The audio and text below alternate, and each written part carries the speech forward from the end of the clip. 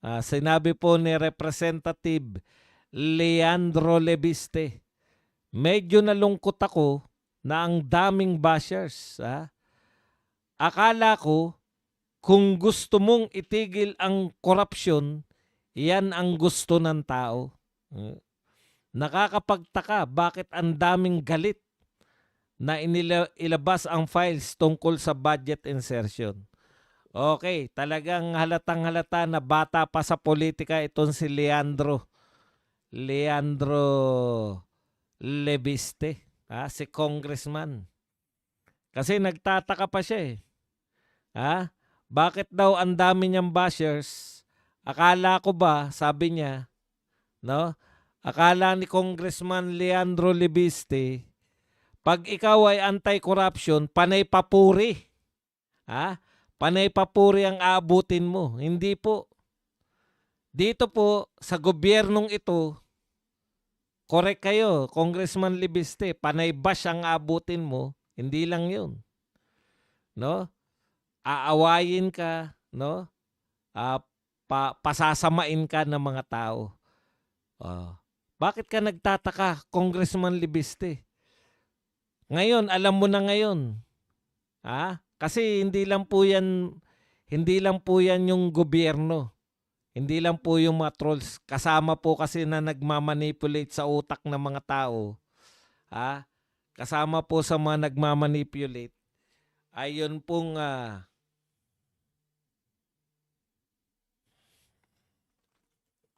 yung pong media natin.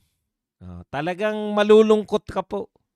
Sa totoo lang, nakakalungkot. Ngayon, kaya po kami rito, mga Duterte supporters, hindi na po kami nagtataka kung bakit gano'n na lang yung galit nila sa mga Duterte. Baliktad po kasi mga utak na mga yan Congressman, ihanda mo ang sarili mo kasi nasa baliktad kang mundo.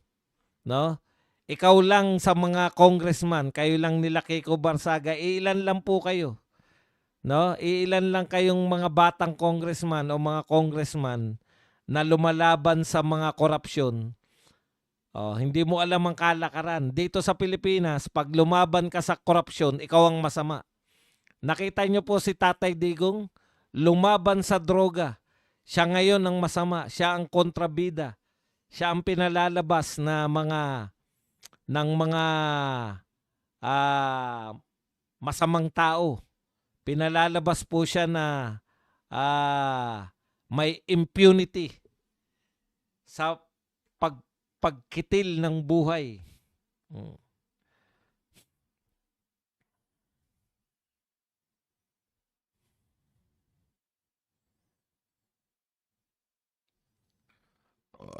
Okay. Dapat makita mo rin yung ginawa nila. Dapat natututo ka rin. Congressman Lebiste sa ginawa nila kay Congressman Mio Barsaga. Imaginein mo kung sino po ang mga nagsasabi ng totoo dito, siya po ang minamasama. Si BP Sara, nakita nyo naman, walang ninakaw pero pinalalabas na magnanakaw. Ganun po talaga Dito sa Pilipinas ngayon, sa gobyernong ito, ang gumagawa ng mabuti, siya yung pinasasama. Ang gumagawa ng mabuti, siya yung ginagawang kontrabida. Pero wag ka mag-alala, Congressman Lebiste. Iilan lang yang mga yan. Baka akala mo naman napakarami nila. Konti lang po yan. Yan yung mga Dilawan Kakamping, Makabayan Black, at saka yung mga loyalista. Kaya lang po mukhang nakakarindi. Kaya lang mukhang marami sila dahil marami silang trolls. At higit sa lahat, kontrolado nila ang media. Ayan. Ayan na naman kayo. Ayan na naman kayo na alam niyo po, ganito no, uulitin ko po. Tayo po mga Duterte po, ako po Duterte supporter po ako. No? Hindi naman po kiniklaim ni Leandro Lebiste na siya po ay Duterte supporter. Parang si Rowena Guanzon yan, sinasabi niya nga pink siya. Pero hindi po ibig sabihin nun na tayo po ay naniniwala na porket nagsasabi ka ng totoo, ay Duterte ka na. Hindi po tayo naniniwala diyan sa ganyan. Huwag po kayong mag-alala, hindi po tayo nagpapabudol. Ang tatalino nyo na na mabubudol pa ba kayo? Kayo naman, no? Natutuwa tayo, may mga katula. Iba po yung natutuwa ka, iba po yung kiniklaim mo na siya ay Duterte. Magkakaiba po yun, no? Hindi naman po sila Duterte supporters. Kahit nga Duterte supporters sila, basta balang araw, kinontra nila si Duterte. Bakit po tayo sa kanila kakampi? Kaya po natin sila kinakampihan kasi nagsasabi sila ng totoo ngayon. Di po ba? Okay. Nagsasabi po sila ng totoo ngayon. O edi, bakit mo naman mamasamain yung sinasabi nila? Hindi ba tama yung sinasabi ni Libiste na may mga congressional insertion? May mga insertion lahat ng mga politiko sa budget? Hindi naman po natin ikinatutuwa na ganun po yun. Huwag po kayo masyadong warning kayo. Kilala naman natin po kung sino yung mga Duterte. Meron pa nga Duterte. Duterte mismo, si Tolentino. Nakita nyo naman.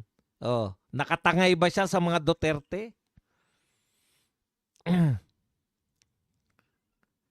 Kahit sino pong bumaliktad, kahit pa Duterte pa yan dati. Basta kinalaban na po si Tatay Digong at mga Duterte, bakit natin kakampihan? Kayo naman, no? Kahit ano pa. Kaya wag po kayong mag-alala. Tayo po ay mga naniniwala sa katotohanan. Sino man na magsabi. Halimbawa, si Shelo Magno. Nung binabanatan niya na most corrupt yung budget, sumasang-ayon po tayo ron. Mali ba yun? Pero nung binabanatan niya na si BP Sara ang dapat managot sa corrupt na budget, katarantaduhan na po yun. Ganun lang po yun. No? Wag po kayo kahit po yan mga Duterte pa mismo. Si Tolentino nga, nagpanalo sa kanya si Duterte. PDP laban pa yun. Taas pa ng tungkulin nun sa PDP laban. Nung bumaliktad, may kumampi ba sa kanya? Di olat siya. Masyado, ganito lang po yan. Kung tama yung sinasabi, okay tayo. Halimbawa po si Aimee Marcos. Paulit-ulit tayo kay Aimee Marcos, di ba? Sabi kay Aimee Marcos na manggagamit. Pero pag sinabi niya bang adik si BBM, mali ba yun? Mangga talaga yan si Aimee Marcos. Pero tatanggapin niyo po na si Aimee Marcos po ay nagsasabi ng totoo sa maraming bagay, sa maraming pagkakataon. Pero naniniwala ba tayo na si Aimee Marcos ay hindi manggagamit? Naniniwala po tayo na manggagamit siya. 'Di ba? Siya nga yung dahilan kung bakit naging kapartner ni BP Sara si BBM. Ganun lang po yun. Huwag po kayo masyadong mag-alala. Kung mali na po nung sinasabi ni Libiste, bakit mo siya kakampihan? Halimbawa si Rowena Guanzon, naniniwala ba tayo na pag tumakbo siya ng senador, ginamit niya lang yung mga Duterte? Natural. Pero, bakit mo siya aawayin kung tama naman yung sinasabi niya? Pero alam niyo na po yun. Ginagamit niya yung Duterte kasi hindi nga siya nanalo doon sa pagiging pink niya. Hindi nanalo yung kanyang party list.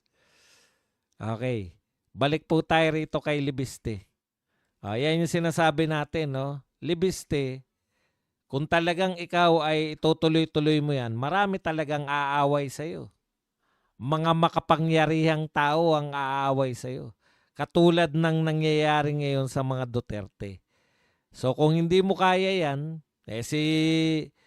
tinignan mo lang sana yung ginawa kay 'di ba? Kay Congressman Mio Barsaga. Nakita nyo naman ngayon, suspendido.